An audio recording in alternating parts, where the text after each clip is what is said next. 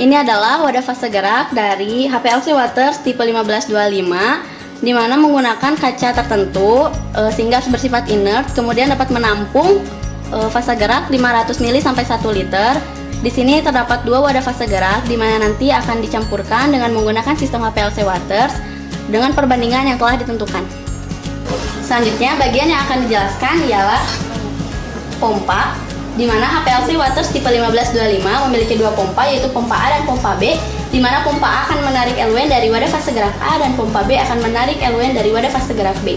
Kemudian eluen yang telah ditarik menggunakan pompa tadi akan mengalami proses pencampuran dan akan dialirkan menuju injektor.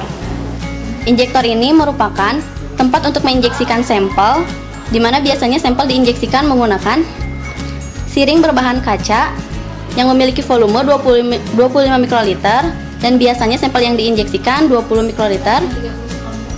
Mula-mula injektor dalam posisi load atau begini, kemudian siring dimasukkan dan diinjekkan. Setelah ada perintah untuk menginjekkan, kemudian diputar seperti posisi ini, dan setelah selesai dikembalikan ke posisi semula. Setelah sampel diinjeksikan, kemudian sampel dan eluen akan dialirkan menuju kolom, di mana kolom yang dipakai ialah Agilent tipe C18. Kolom ini bersifat non-polar. Kolom sendiri berfungsi untuk memisahkan komponen di dalam sampel. Setelah komponen sampel terpisah, kemudian komponen sampel akan dideteksi menggunakan detektor untuk mendeteksi adanya komponen pada panjang gelombang UV atau 200-400 nanometer.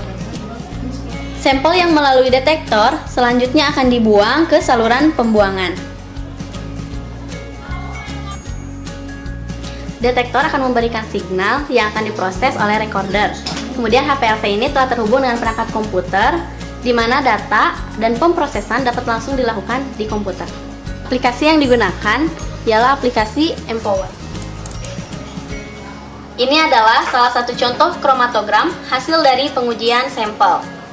Adanya pemisahan ditunjukkan oleh puncak pada kromatogram ini. Selain itu, hasil dapat dicetak menggunakan printer.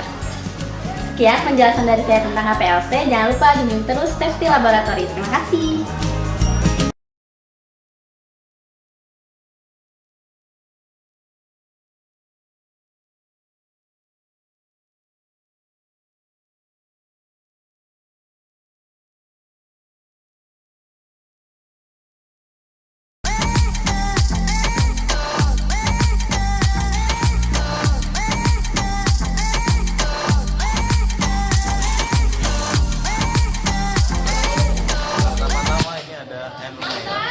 Lalu itu apa BP?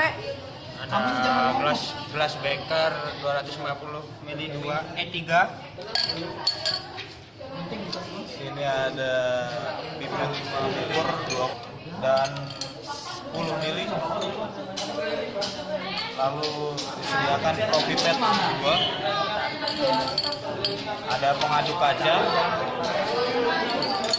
dan sendok sungu untuk mengaduk. Ini ada mortal dan pasangannya.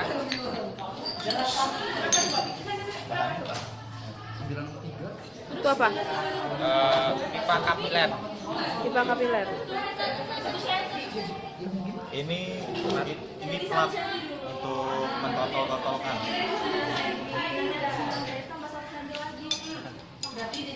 Udah matiin dulu kan tadi.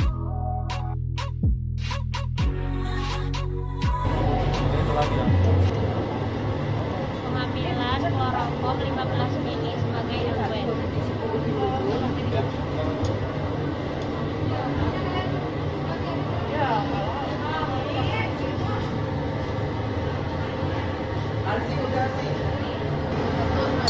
Langkah selanjutnya kita lakukan sampel paracetamol dalam metanol tersebut. Ini ditutup dengan plastik wrap.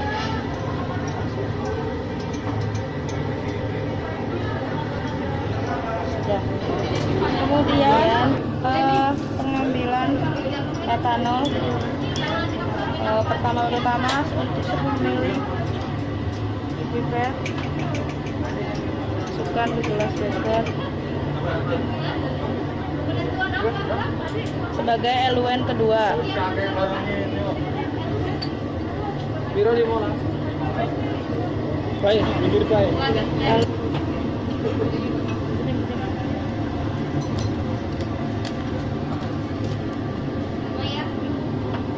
Ditutup dengan plastik agar tidak menguap.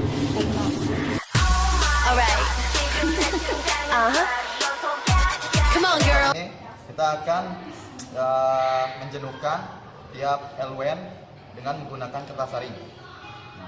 Pertama-tama kita siapkan LWN yang sudah disiapkan dan ditutup dengan kertas sering, plastik wrap atau kertas sering, plastik sering. Nah, kemudian plastik seringnya ini dibolongkan terlebih dahulu untuk dimasukkan kertas saring ini untuk mencapai larutan LWN tersebut. Nah, sekarang kita akan melubangi plastik.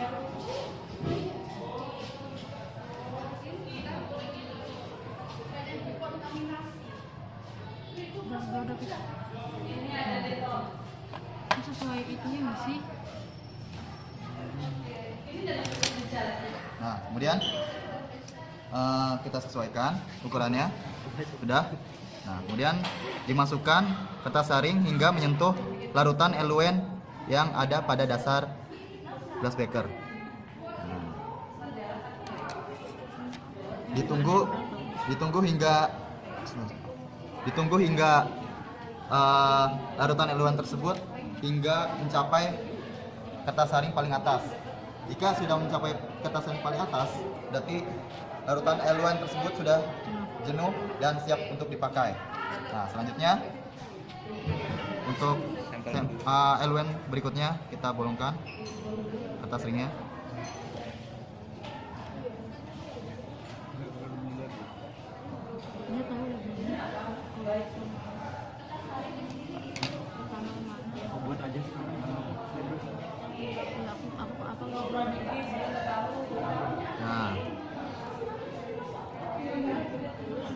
Nah, pelakuannya sama, ditunggu hingga mencapai bagian atas kertas saring pada tiap-tiap LUN tersebut. Jika larutan LUN tersebut sudah mencapai bagian atas kertas saring, berarti LUN tersebut sudah jenuh dan siap untuk dipakai. We don't talk anymore. We don't talk anymore. We don't talk anymore. Di sini kita akan melakukan pentotolan menggunakan methyl orange.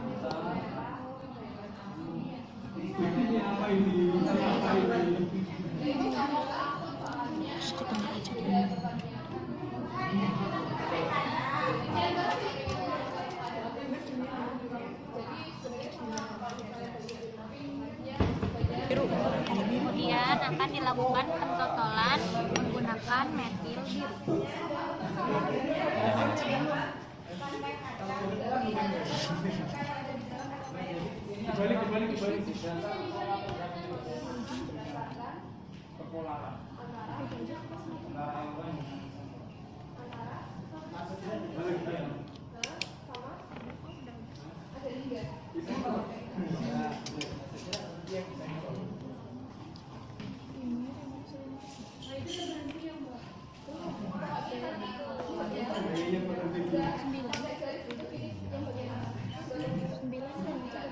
Banyak.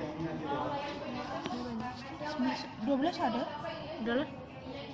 9 total. Sudah. Udah. Kemudian kita total selanjutnya pada plat kedua ya. Jadi sedikit 2 3 4 5 6 7 8 Itu. 9. yang kotak itu. Nah, udah. Sekarang yang metil orange. Supaya sama semua, jadi kan nggak terlalu banyak dulu.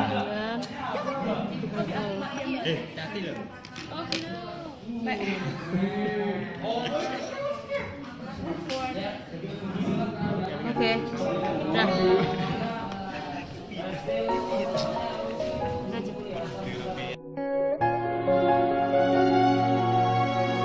Untuk plat KLT yang tadi sudah diberi sampel jadwalnya, kita masukkan ke dalam LUN. Hadapin sini. Ini nggak apa-apa kok kayak gini. Sini, nyelot nggak? Pegang. Ditutup. Tetap pegang. Ditutup kan? Mbak ditutup. Mbak kepegang. Gak nyangkut, Mbak. Tempel. Iya, tadi tempelin dulu bagian itu.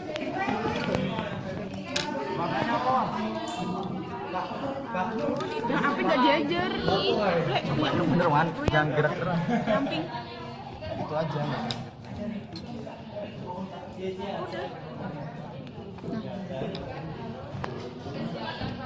Lalu ditutup kembali dengan plastik wrap.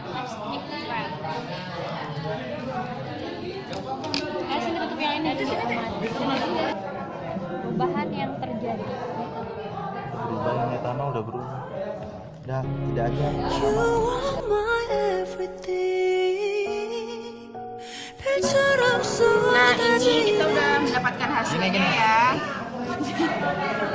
Jadi, yang sebelah kiri yaitu larutan etanol dan sebelah kanan larutan kloroform. Di sini udah diperoleh hasil. Jadi, plat yang sebelah kiri lebih cepat merambatnya. Karena apa? Karena dari larutan etanol sendiri yaitu bersifat polar, sedangkan larutan kloroform bersifat nonpolar. Jadi rambatnya tuh lebih cepat pada larutan etanol. Bisa dilihat sendiri. Nah, kemudian di sini total bagian metil orange dan biru juga berbeda. Metil orange sudah terangkat ke atas mengikuti larutan, sedangkan biru masih tetap ditinggal di garis yang awal tadi. Kenapa demikian? Karena metil orange juga bersifat polar, sehingga dia apabila digabungkan dengan larutan yang bersifat polar, maka dia akan lebih mengikuti gitu, sesuai lah dengan larutan yang bersifat polar. Sedangkan di sini metil orange dan metil biru tidak mengalami kenaikan. Nah, seperti itu. Sekian.